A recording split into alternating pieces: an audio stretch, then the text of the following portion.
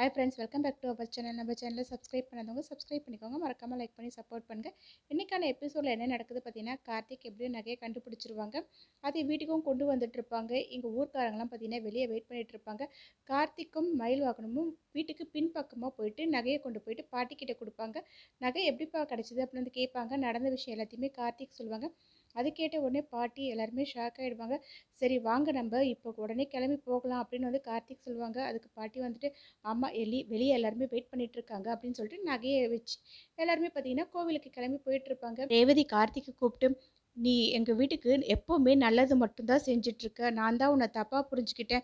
முன்ன கூட சாமி சிலை காணாமல் போனப்போ நீ தான் அதை கொண்டு வந்து கொடுத்தியே. எங்கள் வீட்டுக்கு எல்லாமே நல்லதாக செய்கிற உன்னை நான் தப்பாக புரிஞ்சுக்கிட்டேன். என்னை மன்னிச்சிடு அப்படின்னு சொல்லுவாங்க. அதை கேட்ட கார்த்திக், இப்போ எதுக்கு பழசை பேசிக்கிட்டு வா அப்படின்னு சொல்லிட்டு ரேவதி கூப்பிட்டு அவங்க பாட்டி ஊர் மக்கள் எல்லாருமே பார்த்தீங்கன்னா அந்த நகையை வரிசையாக எடுத்துகிட்டு கிளம்பிட்டு இருப்பாங்க. இங்கே பார்த்தீங்கன்னா சாமுண்டீஸ்வரியும் சந்திரகலா 2 பேருமே நின்றுட்டுருப்பாங்க. அப்போ ராஜா போயிட்டு, இந்த ஊரில் வெயில் ரொம்ப ஓவராக இருக்குது அப்படின்வாங்க. உடனே சந்திரகலா, அப்போ எதுக்கு நீ கோட் ஷூட் போட்டுட்ருக்க அப்படின்னு கேட்பாங்க. பின்ன அதெல்லாம் போடாமல் எப்படி, அது எனக்கு பழகிடுச்சு அப்படின்வாங்க. உடனே சாமுண்டீஸ்வரி வந்துட்டு, சரி நீ எதுக்காக இங்கே வந்து நின்றுட்டுருக்க, நீ உன்னோட பாட்டியோட தானே இருக்கணும் அப்படின்னு வந்து கேட்பாங்க. அதை கேட்டால் ராஜா வந்து, ஆமாம் நான் தூண்லையும் இருப்பேன் துரும்புலையும் இருப்பேன், இப்போ நான் உங்கள் கூட இருக்கேன் அப்படின்வாங்க. அதை கேட்ட சாமுண்டீஸ்வரி, இவன் பைத்தியம் மாதிரி பேசிகிட்டு இருக்கான், ஆனால் இவன் எப்படி ராஜா சேதுபதியோட பேரனாக இருப்பான், நல்லதெல்லாம் செய்கிறாங்கன்னு வந்து ஊர்க்காரங்க வேற சொல்கிறாங்களே அப்படின்னு சந்திரகலா கிட்ட சொல்லிட்டு இருப்பாங்க. அதை கேட்ட சந்திரா வந்துட்டு, அக்கா இன்னும் கொஞ்ச நேரம்தான் உனக்கு ராஜா சேதுபதியோட பேரன் யாருன்றத நிரூபிக்கிறேன் அப்படின்னு மனசுக்குள்ளேயே நினச்சிப்பாங்க. இங்கே ஊர்க்காரங்கெல்லாம் பார்த்தீங்கன்னா நகையை கொண்டு வந்து சாமி கிட்ட வச்சு பூஜையெல்லாம் பண்ணதுக்கப்புறம் ஐயர் வந்து சொல்லுவாங்க, கோவில் குளத்துல இருந்து தண்ணி கொண்டு வந்து கும்பாபிஷேகம் பண்ணணும் அப்படின்வாங்க. அதை கேட்டு ஊர் மக்கள் எல்லாருமே கூட ஒன்றாவே குளத்துக்கு போயிட்டு தண்ணி எடுக்கிறதுக்கான வேலையெல்லாம் பண்ணிட்டு இருப்பாங்க. இங்கே அபிராமியை காரில் கூட்டிகிட்டு வந்துட்டு இருப்பாங்க. அபிராமி மயக்கத்தில் இருப்பாங்க. அப்போ நடுவில் நடுவில் இதையும் காட்டிகிட்டு இருப்பாங்க. இங்கே தண்ணியெல்லாம் எடுத்துகிட்டு வந்து கோவிலுக்குள்ளே போயிட்டுருப்பாங்க. அதுக்கப்புறமா கார்த்திக்கோட மாமா கார்த்திக் 2 பேருமே உட்காந்து பூஜையெல்லாம் பண்ணிட்டு இருப்பாங்க. அப்போ பாட்டி சாமி கிட்ட வேண்டிப்பாங்க, கடவுளே இந்த நகை காணாமல் போய் எங்கே இந்த கும்பாபிஷேகம் நடக்காமல் போடுமோன்னு நினச்சிட்டு இருந்தேன். உன்னோட புண்ணியத்தினாலையும் என் பேரன் கண்டிப்பாக இந்த நகையை கொண்டு வருவான்னு நம்பிட்டு இருந்தேன். அதே மாதிரி கொண்டு வந்து இந்த கும்பாபிஷேகமும் நல்லபடியாக நடக்கணும், எந்த ஒரு தடங்களும் வராமல் என் குடும்பத்தில் இருக்க எல்லாருமே ஒன்றா சேரணும், அதுக்கு நீ தான் துணையாக இருக்கணும் அப்படிலாம் வேண்டிப்பாங்க. நெக்ஸ்ட் சீனில் பார்த்தீங்கன்னா, இங்கே காரில் அபிராமியை கூட்டிகிட்டு வந்துட்டு இருக்கும்போது டயர்டாக இருக்குன்னு ரவுடிங்க அந்த காரை நிறுத்திட்டு தண்ணி எடுத்து முகத்தை கழுவாங்க. கூட இருக்கிறவன் வந்துட்டு, ஏன்டா இப்படிலாம் பண்ணுற, நம்ம கொண்டு போய் அந்த அம்மாவை ஒப்படைக்கணும்ல அப்படின்னு கேட்பாங்க. அதுக்கு ரவுடி வந்துட்டு, இது ரொம்ப டயர்டாக இருக்குடா, கொஞ்சம் முகம் கழுவி ஃப்ரெஷ்ஷாக போகலான்னு சொல்லிட்டு அந்த பாட்டில் எடுத்து இன்னொரு ரவுடி கிட்ட வந்து தூக்கி போடும்போது அந்த தண்ணி பட்டு அபிராமி முகத்தில் அவங்க மயக்கத்துலேருந்து முழிச்சுப்பாங்க. சந்திரா ரவுடிங்களுக்கு கால் பண்ணிட்டு, எங்கே இருக்கீங்க, சீக்கிரமாக அவங்கள கூட்டிகிட்டு வாங்க, அப்போ தான் அந்த அம்மாவோட புள்ள ராஜா சேதுபதியோட பேரன்றதை நான் எங்கள் அக்காவுக்கு நிரூபிக்க முடியும், அதுக்கப்புறம் தான் எல்லாமே நல்லதாகவே நடக்கும், சீக்கிரமாக வாங்க அப்படின்னு சொல்லிட்டு ஃபோனை வச்சுருவாங்க.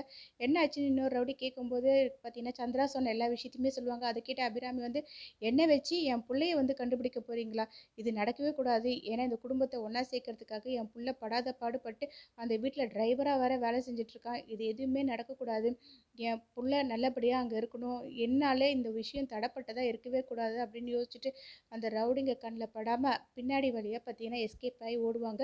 ரவுடிங்களும் இதை பார்த்துட்டு அபிராமியை துரத்திட்டு இருப்பாங்க. அபிராமியும் ஒரு இடத்துல போய் ஒளிஞ்சுப்பாங்க. ரவுடிங்களும் பின்னாடி போயிட்டுருப்பாங்க. இங்கே பார்த்தீங்கன்னா மைத்திலி கோவிலுக்கு வருவாங்க. எங்கே ரேவதியை காணும்னு பார்த்துட்டு இருக்கும்போது ரேவதி வந்துட்டு, நேற்று வந்துட்டு இன்றைக்கி வராமல் போயிடுவீங்கன்னு நினச்சேன் அப்படின்னு வந்து கேட்பாங்க. அதை கேட்ட உடனே மைத்திலி, அப்படிலாம் ஒன்றும் இல்லை, நேற்று உன்னோட புருஷனை பார்க்காம போயிட்டல, நான் இன்றைக்கி கண்டிப்பாக உன்னோட புருஷனை பார்க்கணும்னு சொல்லி கேட்பாங்க. உடனே ரேவதி, வாங்க கூட்டிகிட்டு போகிறேன்னு சொல்லிட்டு பார்த்தீங்கன்னா நேராக கூப்பிட்டு போவாங்க. அங்கே எல்லாருமே நின்று பேசிகிட்டு இருக்கும்போது அதோ இருக்கார் பார்த்தீங்களா, அவர் தான் அப்படின்னு வந்து கையை காட்டுவாங்க. மைத்திலி வந்துட்டு யாரும் தெரியாமல் பார்க்கும்போது, யாரையும் தெரியல, இருங்க நானே கூட்டிகிட்டு வரேன்னு சொல்லிட்டு ரேவதி பார்த்தீங்கன்னா நேராக கார்த்திக் கிட்ட போவாங்க. கார்த்திக் திரும்புவாங்க. மைத்திலி கார்த்திகை பார்த்துட்டு செமைய ஷாக் ஆகிட்டு, என்ன கார்த்திக் தம்பி இங்கே இருக்காங்க, நம்ம உடனே இந்த விஷயத்த அத்தை கிட்ட சொல்லி ஆகணும் அப்படின்னு வந்து யோசிச்சுட்டு இருப்பாங்க. கரெக்டாக பார்த்தீங்கன்னா ரேவதியும் கார்த்திகை கூட்டிகிட்டு வரும்போது மைத்திலி அங்கேருந்து போயிடுவாங்க.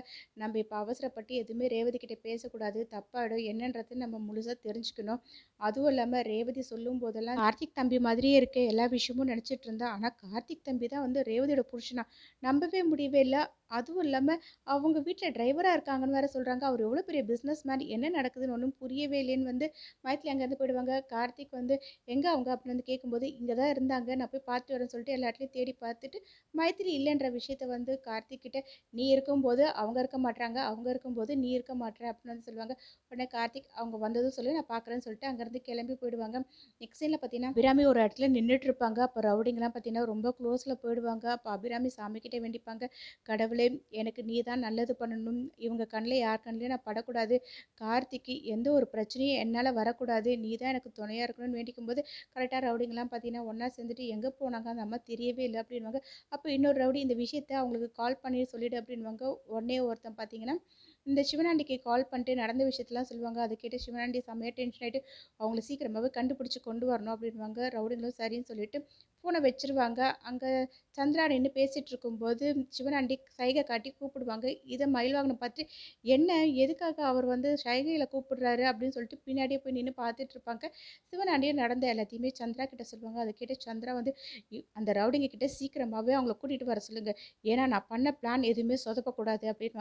அத கேட்டு சிவனாண்டியும் சரின்னு சொல்லிட்டு பார்த்தீங்கன்னா, ரவுடிங்களுக்கு கால் பண்ணிட்டு, "சீக்கிரமாவே அந்த அம்மாவ கண்டுபிடிச்சு கூட்டிட்டு வாங்க" அப்படின்னுவாங்க. ரவுடிங்களும், "அந்த அம்மா எங்கேயும் போயிருக்க மாட்டாங்க. நாங்க சீக்கிரமாவே கண்டுபிடிச்சு கூட்டிட்டு வரோம்னு" சொல்லிட்டு ஃபோன் வச்சுருவாங்க. இதெல்லாம் பார்த்த மயில்வாகனம், இந்த சின்ன அத்தை இப்படி ஒரு பிளான் பண்ணிட்டு இருக்கா. சகலைக்கு எப்ப பாரு பிரச்சனை பண்ணிட்டே இருக்குது. இந்த விஷயத்த நம்ம சீக்கிரமா போயிட்டு சகல கிட்ட சொல்லணும் அப்படின்னு வந்து யோசிச்சுட்டு, அவர் நேரா பார்த்தீங்கன்னா, கார்த்திக் கிட்ட போயிட்டு நடந்த விஷயம் எல்லாத்தையுமே சொல்லுவாங்க. அம்மாவ கடத்திட்டாங்கன்னு தெரிஞ்ச உடனே கார்த்திக் அப்படியே செமையா ஷாக் ஆவாங்க. அடுத்த வாரம் என்ன நடக்குது பார்த்தீங்கன்னா, விஷயம் தெரிஞ்ச உடனே கார்த்திக் கார் எடுத்துட்டு அங்கேருந்து கிளம்பி போய் எல்லார்கிட்டயும் விசாரிச்சுக்கிட்டே அவங்க அம்மாவ பத்தி தேடிட்டு போயிட்டே இருப்பாங்க. இங்க அபிராமிய ரவுடிங்க தொரத்திட்டு வந்துட்டுருப்பாங்க. ஒரு லாரி ஒண்ணு ஃபாஸ்ட்டா வந்துட்டுருக்கும். அத பார்த்த உடனே அபிராமி, "என் புள்ள வாழ்க்கை நல்லா இருக்கணும் கடவுளே! அதுக்காக தான் நான் இப்படி ஒரு முடிவு எடுக்கிறேன்ட்டு" பார்த்தீங்கன்னா, நேரா அந்த லாரிக்கு முன்னாடி போய் விழுந்துருவாங்க. இப்படியே இந்த ப்ரோமோ எண்ட் ஆகும்.